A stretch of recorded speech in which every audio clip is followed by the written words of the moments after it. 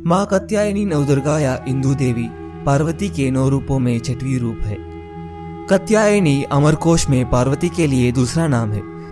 संस्कृत शब्दकोश में उमा, कात्यायनी, गौरी, काली, हेमावती व ईश्वरी इन्हीं के अन्य नाम है।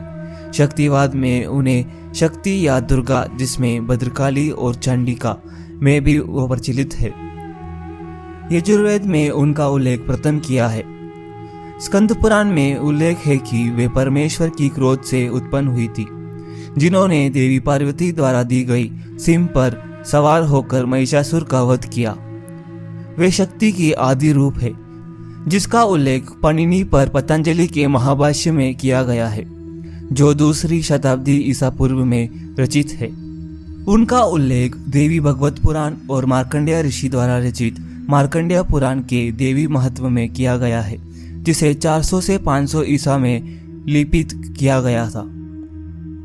बौद्ध और जैन ग्रंथों और कई तांत्रिक ग्रंथों, विशेष रूप से कालिका पुराण में उनका उल्लेख है, जिसमें उज्जैन या उड़ीसा में देवी कात्यायनी और भगवान जगन्नाथ का स्थान बताया गया है।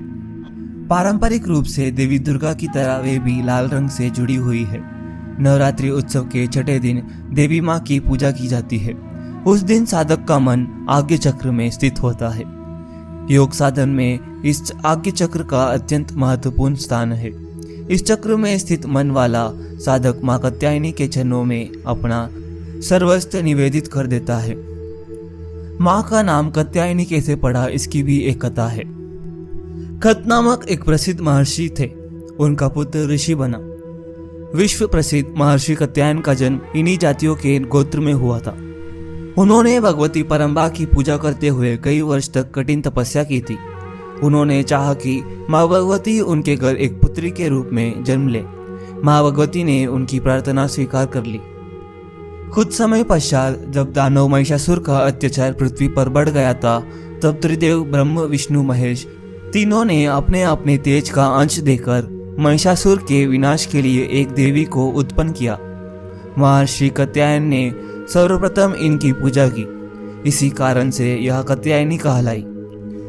ऐसी भी कथा मिलती है कि महर्षि कात्यायन के वह पुत्री रूप में उत्पन्न हुई थी।